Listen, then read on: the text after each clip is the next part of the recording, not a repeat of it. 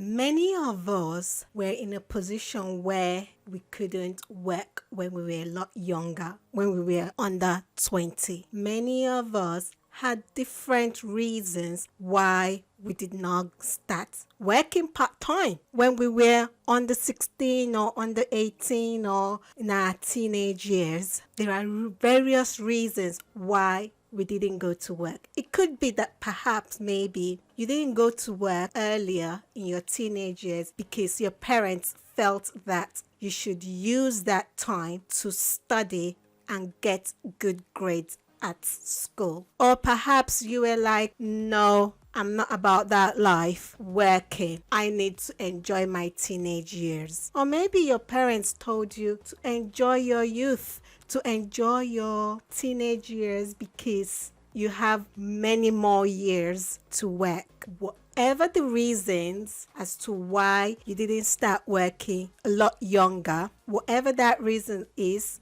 that is all fine. But one thing you should know is that you are actually behind when it comes to growing your finances. You're actually behind compared to those that started a lot earlier. But that's okay. That's okay. Because you know what? You can still catch up. You can still catch up in growing your finances. You can catch up in learning a lot of things. You might have missed out on learning how to negotiate, learning how to maybe deal with co-workers. You may be behind in all of that, but that's okay. The beauty about life is that you can still catch up. You can still learn new skills. You can still learn new habits to help you grow as a human being. And also, you can still learn how to grow your finances and have a positive money mindset. So,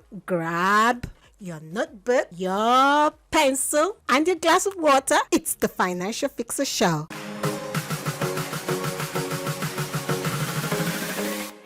Welcome to the Financial Fixer Show. My name is Gospel and I help young adults and their parents grow their finances and have a positive money mindset. So if you're new here, please subscribe. As 21 to 24 years old, you're now working, got your job, you're now working. Do you know that you can earn more than that amount? The amount that perhaps maybe you were earning when you were under 20. So perhaps you were earning that amount when you were around 18 years old. That is when you were under 20. That's the amount that you were earning. Now, you can start earning the national minimum wage for your age over 21 years old. So if you're between 21 to 24 years old, that is the amount that you can start earning per hour. So legally, that is the minimum amount that you can start earning as someone between the ages of 21 to 24 years old. Why should you know this number? Well, this number,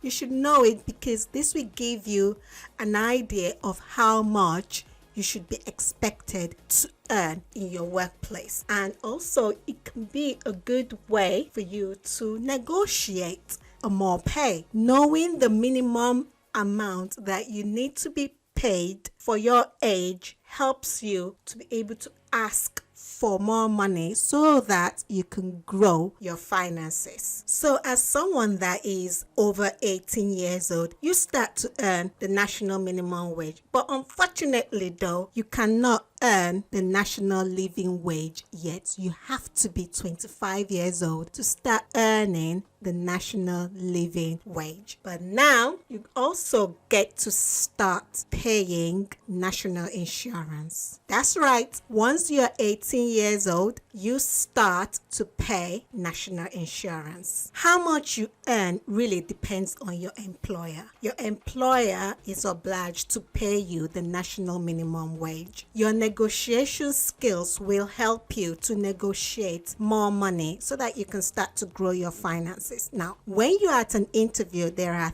three things that you need to bear in mind. During the interview, you are likely to be asked a question such as, what are your salary expectations expectation. Now, when you are giving this amount, give it in a range. Knowing the national minimum wage for your age should help you with this when you're giving the range. The second thing that you should bear in mind is if you are now in a work situation and you feel that you are not being paid what you feel you're worth, speak up. Let your employer know that you are not satisfied with how much you are being paid, and there is a way to talk about a pay rise with your employer. But one thing you should remember is speak up. Your employer is not a mind reader. The third thing that you should bear in mind is that knowing how to negotiate now at a young age in your 20s will help you so much more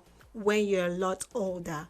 It will help you to be able to negotiate for a better pay so that you can grow your finances a lot quicker and reach your financial freedom goal or your financial freedom number much more sooner. As a 20 to 24-year-old, you can start working full-time hours of maximum of 40 hours. That's right, maximum of 40 hours you can start to work. Remember these 3 points. You start to earn the national minimum wage for your age, and that is that number. And the second point is that you don't earn the national living wage yet. This happens when you get to be 25 and over. The third point to remember is your employer's rights. Know your right in the workplace. Know your right. Did I say know your right? Know your right. For real, for real. Know your rights. Know your rights